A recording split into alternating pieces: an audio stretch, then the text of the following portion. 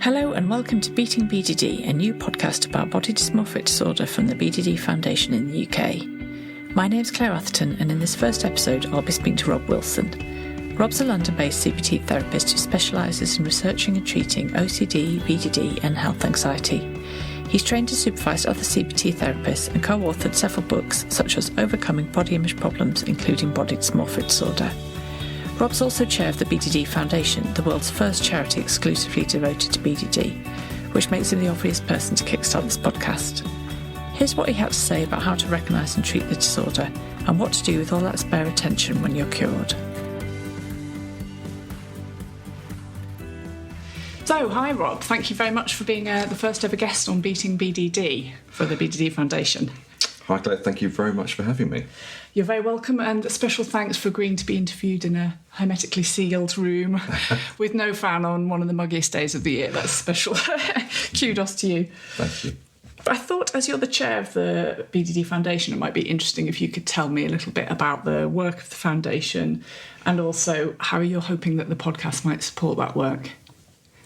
Well, we are currently the world's only charity exclusively devoted to individuals that are affected by body dysmorphic disorder. And our primary function really at the moment is to raise awareness and provide very good quality information via our website. And we have a number of projects we're working on, particularly one that's exciting this year is a project to go into schools and help to raise awareness and hopefully help people to identify the problem much earlier. And at the end of this year, we are excited that we've got our third conference. So the big hope for the podcast for me is that we can hopefully increase people's interest in the foundation, help raise awareness of the work that we're doing, as well as, of course, about the condition in general. And the big hope for any chair of a charity is that people will be inspired to go out and raise some funds for us so we can do bigger and better things. Yeah, they're all laudable aims. I would just add, for me, I think the really key thing is to be able to get some recovery stories out there as well, because I think it can be really difficult if you're affected by BDD to actually believe that there's light at the end of the tunnel. So I think that would be also a really great outcome. Yeah, that'd be fab. Yeah.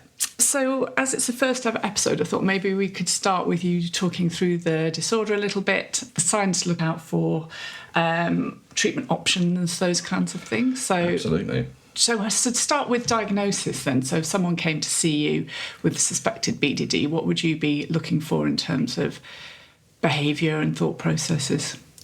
Well, I think it's important to recognise that the key thing here is that we are dealing with a disabling condition. So first and foremost, we're looking to see someone suffering from clinically significant levels of distress. They feel very ashamed or anxious, maybe some depression, so strong negative feelings, and that those feelings are causing interference in the person's life. So they may be having a hard time getting to work, to school, to some other form of education, or they're not able to socialise or date, or engage in hobbies and interests. So really the key thing first is we're looking for a problem that is both distressing and disabling. In the case of BDD, this of course means the person's focused upon an aspect or aspects of their appearance that they believe are ugly or disgusting or not right. And in the diagnosis, the question is that concern almost completely imagined, in the sense that other people can't see the flaw in their person's appearance at all, or if there's a minor anomaly, a minor flaw in appearance, then the person's concern is very much more excessive. So we're really looking for whether someone's preoccupied with their appearance alongside their distress, and by that we mean that the person is concerned about their appearance for more than an hour a day, although it's usually many, many hours of the day. That's really interesting. So how might you, if you were to talk to a healthy person who might just have normal types of appearance concerns, how might their level of preoccupation compare with that? What would you consider normal in terms of amount of time a day to spend worrying about your looks? No, it's a good question. In the literature, the cut-off is If it's more than an hour, then you're probably into more of a problematic zone. If it's less than an hour, we think you're closer to the healthy side. But the truth is that in individuals with BDD, they're 5, 8, 10 all day hours. And people with healthy body image, they might have the odd moment during the day when they look in the mirror and think, dear. Or really should drop some weight, or I really should reapply my makeup, but it's minutes. And it might be that there are certain occasions when there's more focus on their appearance, so they're more worried, like a job interview or a date or Wedding, meeting someone's parents. So it's much more flexible as well. So that whereas BDD, it's very often day in, day out. Okay, yeah, no, that's a really clear distinction. Can people of any age or gender be affected by BDD? Certainly. BDD affects people from all kinds of walks of life, all ages and all genders. There is a fraction more women appear to suffer from BDD than men, although it's not far off 50-50. And I think in the clinics we see mainly younger people in the sort of mid-20s, mid-30s, early 40s kind of bracket. But certainly, you'll meet people who have had BDD for almost all of their life. And so what do we know about how the disorder develops? Is it something that comes about as a result of experience, or is there such a thing as a BDD brain? It's the $6 million question for any psychiatric problem, really. But BDD has really suffered from a paucity of research. But what we do know is that perhaps there is an interaction between certain, perhaps, brain tendencies and capacities, personality types, and some experiences. So we know from some of the research that people with BDD have quite high performance brains in some ways. So these are people who have a very good eye for detail. They've got a very good eye for what's beautiful and is aesthetic. They may even have a better capacity to see the differences in different kinds of shades of colour. So you've got some brain traits which would make you a brilliant architect, graphic designer, artist. And we know that these kinds of trainings and occupations are overrepresented in samples of individuals with BDD. And we also know that if you're inclined to be somewhat perfectionistic and have very high standards and self-critical in your personality, that can be a risk factor. And further to that, in terms of life experiences, we know that if you've been bullied or teased or abused in your earlier life, that is also a vulnerability factor for BDD. So it's really important to understand that anything that perhaps has made the person feel different in their early life, particularly when they're emerging into adolescence, something that makes you feel perhaps stigmatised in some way, that drives stronger feelings of shame and greater fear of ridicule and humiliation, and that seems to be quite an important factor in developing BDD too. Yeah, sure. Can you actually see on a brain scan how someone with BDD's brain is different, or that kind of high-performance brain is different? You can. There's a chap called Jamie Fusner who's done some really fascinating studies, even showing that in fMRI scanners that people are better at their brains are reacting differently to upside-down faces. That people with BDD are better at recognising upside-down faces than the average person on the street. So there's some hyperactivity in areas of visual processing, which is very evident in the brain scan study. So something definitely is happening in the brain. Very interesting. So once someone has developed BDD, why doesn't it go away of its own accord? What maintains it? Well, that's another really interesting question, because the average person with depression, probably after about 6 months or so, it's likely that their depression will have probably passed largely of its own accord. Whereas problems like body dysmorphic disorder and OCD tend to take a chronic course unless they're treated properly. And that partly seems to be that you've got some very powerful maintaining mechanisms in BDD. You've got, once you're into a pattern, and the real challenge here is that once you've been doing something for about 6 months, your brain starts to do these things on autopilot. They become habit. So if you've been checking for a while it becomes quite natural and automatic to check in the mirror in a certain way, or to focus your attention onto flaws and interrogate your appearance in some way, or to camouflage and conceal to avoid certain situations. And the big challenge for us all is once you've developed a habit, it can take quite a lot of effort to then counter that habit and to stop it. So doing nothing isn't really a viable option, because it won't necessarily just take care of itself, which is great when we learn to walk or to drive. The habit just doesn't melt away of its own accord. But it's not so helpful when you have an emotional problem like BDD, and therefore you're going to need to take quite a lot of action to counter it and to combat and stop those habits. Yeah, absolutely. I always find it quite ironic that if you have BDD and you really think you're ugly, that you're then expected to believe it's not your looks that are the problem, it's a preoccupation with your looks that's the problem. So how often do you come across that, and how do you deal with it? That is the central issue in many ways. What's interesting is that very often the time when people are most convinced that they had BDD is when they've recovered from it, because they then realise that they don't look so bad, that they're pretty normal and actually they're all right, really. And they then look back and wonder what on earth was going on and why were they so preoccupied and so distressed. But that makes sense, because if the nature of the condition is that you're overloading the sort of felt sense and body image parts of your brain, you won't be able to see the wood for the trees. So we have to try and help.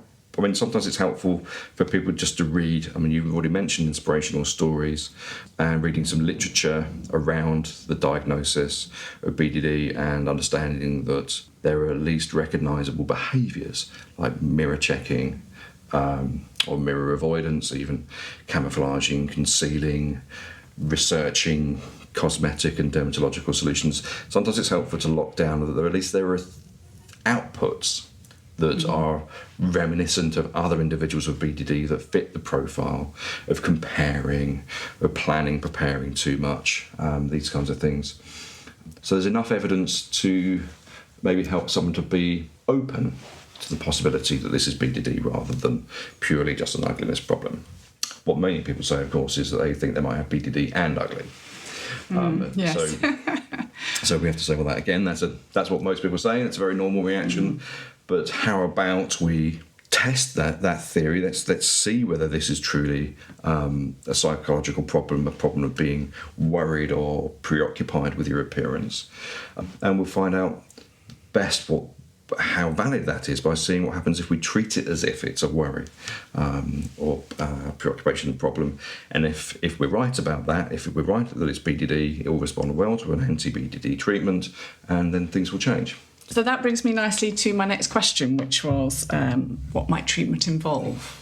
So there are two main evidence-based treatments for BDD. One is high-dose antidepressants, usually SSRI antidepressants, which is the same as you would offer someone with OCD. And the other main treatment is cognitive behaviour therapy, CBT.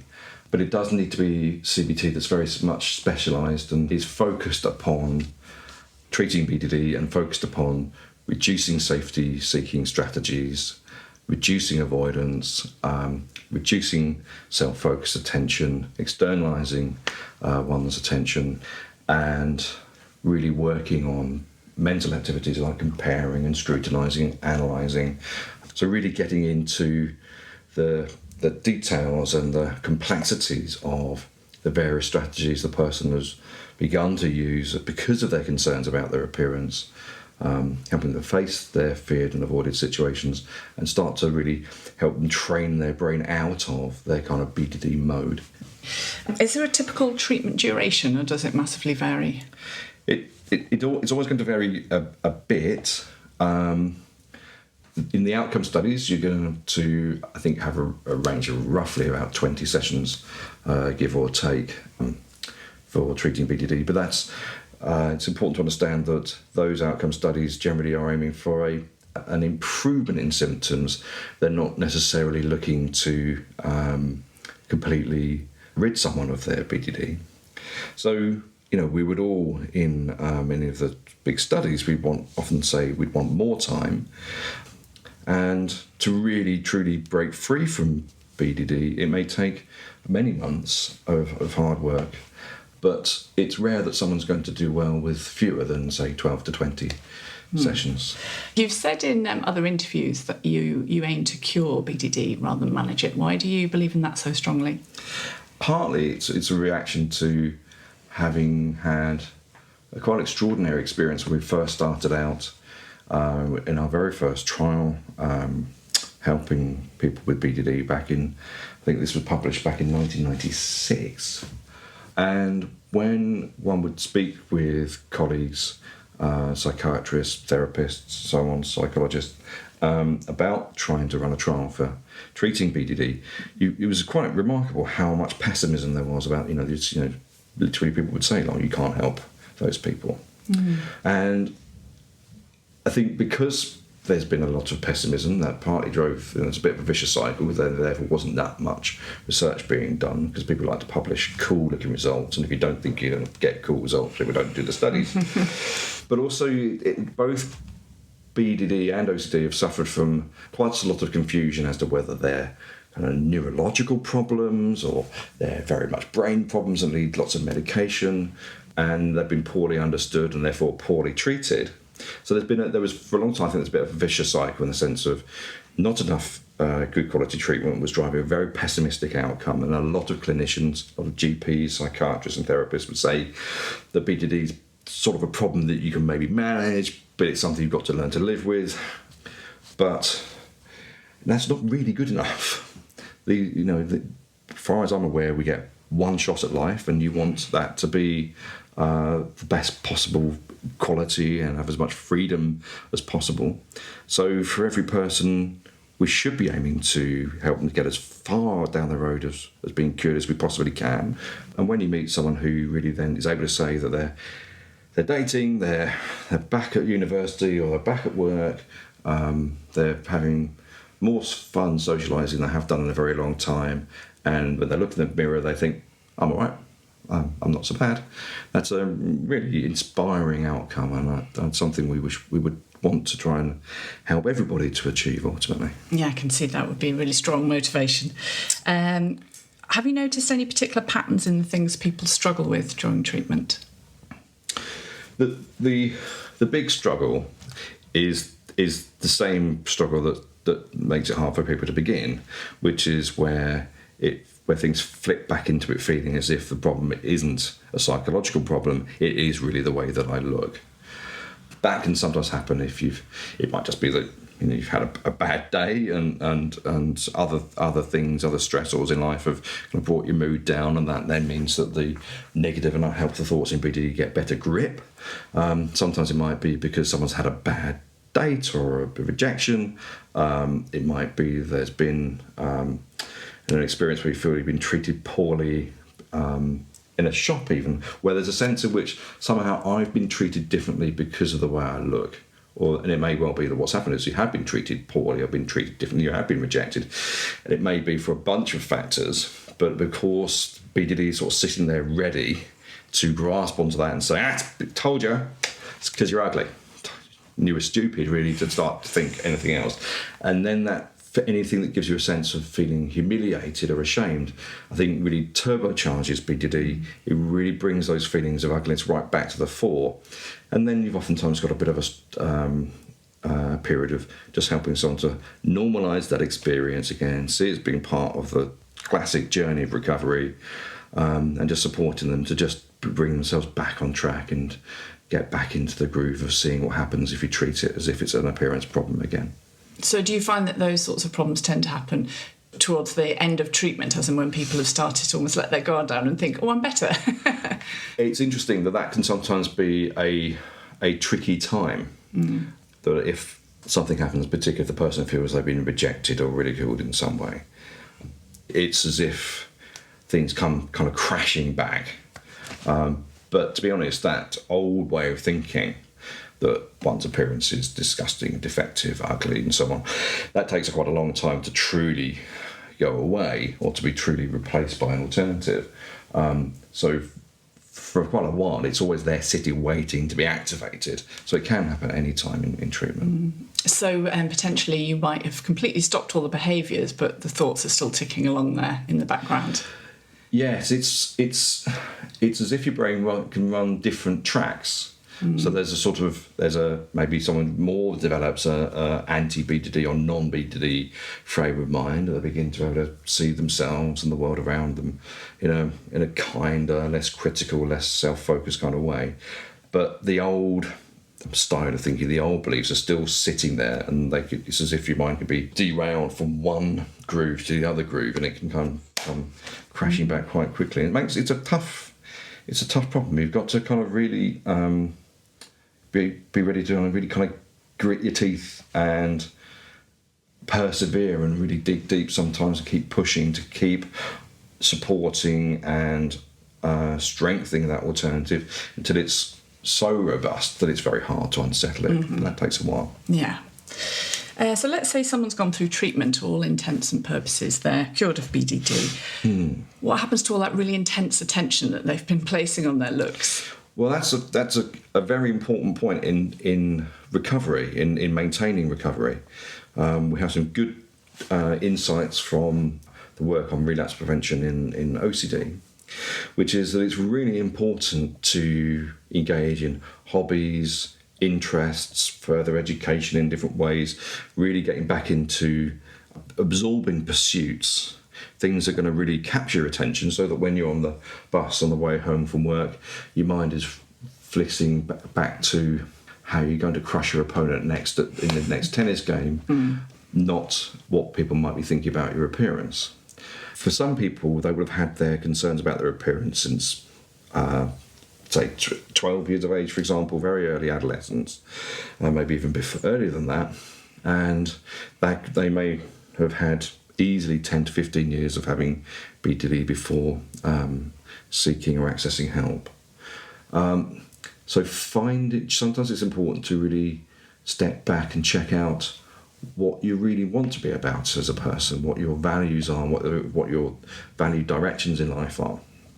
The kind of friend, member of society, family member, partner, worker, what you want to be about in terms of your health, spirituality, and to really make sure that you've got it clear in your mind what you're going to focus your attention upon, where your energy is going to go, to try and have some way of combating the tendency that if our brain doesn't have something to do, it'll probably go back to a sort of default. And for a while, that default is likely to be focusing upon one's appearance. So we need to give the brain lots of other interesting things and important and valuable things to kind of get its teeth into. Sure. You mentioned there that it can take 10 to 15 years before people actually get treatment. What do you think is behind that delay? I think partly the problem has been a fundamental lack of awareness that BDD existed as a diagnosis, so that both clinicians and the public just didn't know that this was a real thing, and that therefore it might be just thought of as being a bit of self-esteem, or of course in BDD you truly just do think that you're ugly. There's no, why would you go and see a psychiatrist if you thought you needed a nose job? So so one problem is that the way the person defines the problem. The other problem is that even if you did go and see a psychiatrist and GP, very often in the past it would have been misdiagnosed as maybe low self-esteem or a bit of depression or a bit of social phobia or even psychosis. But the challenge still remains, and this is an interesting position to be in for us as a charity, is it is safe to say that in the last few years, awareness of BDD has massively improved. And, you'll hear people use the term dysmorphic or dysmorphia much, much more in social media or on the TV and things. It has become the kind of household name that we really wanted it to be. The problem remains that services for treatment are lagging behind. Provision of treatment is lagging woefully behind that, and it is a challenging place for us because quite rightly some people are saying, well, it's all very well me knowing that I've got BDD, but what good is it to me if I can't get any help for it? So we are, as a charity, one of the things we're trying out is we're testing a self-help support group where we've put together some structured self-help material based on some material that David Veal and I wrote a while ago. And we're seeing whether we can use volunteers to help guide people through the steps and principles of recovery. Now, alongside that, obviously we're campaigning and wanting to encourage the government to put more funds into providing high quality specialised services. But we need all of these areas are where we need funds. If we had more funds, we could be lobbying harder. If we had more funds, we could be providing more structured self-help support groups. And one of the both daunting and exciting things about being in the space of working with individuals who are affected by BDD is there is a deficit in research, there's a deficit in treatment provision, there's a deficit in awareness, which can feel quite daunting because it's quite overwhelming sometimes to think of all the work that needs to be done. But on the other hand, it means that we have the potential to make a big impact, because when there's not much there already, everything that you do that adds to the cause really does, as a percentage, mean that you're growing the contribution quite dramatically. Sure. So if someone is waiting for treatment in the UK or in the US or wherever, how can their friends and family be supporting them? What should they do and not do? It's a difficult place to be, being a friend or family member of someone with BDD, because by definition, it'll be hard to understand why the person is so upset about their appearance when, as far as you can see, their appearance is perfectly normal. You might even think their appearance is actually pretty blinking good, but yet the person with BDD simply can't see it. It is important to understand that that's because they've got a condition, a recognisable, diagnosable condition, and not to get too frustrated in the sense that the person is being stubborn or just having too high standards or just not listening. It's interesting sometimes to hear parents say, well, the problem is they're just not listening. Maybe they'll listen to you. The hope is that somehow the patient will be able to listen to the reassurance. But really what needs to happen, of course, is the person needs to be able to help to get to the condition behind their concerns about their appearance or the avoidance or the overthinking or the preoccupation or the safety strategies. And so really, friends and family members, if they can be patient, if they can start to help the person even reduce their preoccupation with their appearance a little bit by reminding them to talk about other aspects of the world. I mean, if you want a good laugh, you just have to look at British politics. And just to try and help the person to be distracted and refocused. And that, so rather than hunkering down and getting cross and locked into reassurance-based or arguments about appearance, which in a way, if you think about it, it's just going to fuel that preoccupation because it's focusing more time and more energy into appearance. One of the simple things that people can do is to really help the person to engage and think about other things and refocus. And of course, to be there supportive in terms of finding out more about the condition, reading the self-help books, helping someone to get to appointments if they are going to go for an assessment, even with a GP or a psychiatrist or something, because obviously for some individuals it's even hard to get out of the house and face the world for that. So be ready to support the person in the journey of recovery and try not to get too bogged down into the condition. That's really helpful advice. Thanks for that. So can you imagine a world in which BDD is preventable? And if so, what might that take? Well, this is something that we've got in mind at the moment with trying to, as we're developing this package for schools about BDD. I think it's important to take quite a sophisticated view of that we would not only want society to perhaps change a little bit in terms of providing more helpful appearance ideals in the media or in magazines and social media and things, so that we have more normal role models for appearance. I think it's important to recognise, though, that going after the media and going after things like Photoshop have only ever had very limited benefit in other conditions like anorexia. And that, yes, that's going to, getting society's attitude towards appearance straight would help, but BDD is quite a lot more complicated than that, and to really help people avoid developing BDD, or at least avoid letting it get a grip on them, you'd need to understand better about how to run your mind, about how to deal with too much preoccupation, about what the consequences are of checking and reassurance seeking and overthinking about one's appearance, to really see that there are sort of healthy things that one can do with one's brain and unhealthy things that one can do with one's brain that have a very direct consequence. Right, excellent. Where would you send people for more information if they want to find out more about the condition and the self-help options available? We'd very much send them to the Body Dysmorphic Disorder Foundation website. Mm-hmm. We have recommended books to read. We have tests that people can use to confirm the diagnosis. There are many stories in there of people who have had BDD and their journeys of recovery. We have videos of experts speaking at our previous conferences. A lot of thought and care and attention went into building our site. We know that we get a lot of traffic from around the UK, but also from around the world, including the United States. And it really is, and we designed it to be a central hub of information about BDD. Mm-hmm. Brilliant. One final question, Rob, if you can bear it. Sure. Imagine that someone listening to this podcast is thinking, that's all great, but I've had this for so long, it's almost like this is who I am, this is in my DNA. What would you say to that person to give them hope that recovery is possible? I'd first and foremost say that they are in incredibly good company. Right.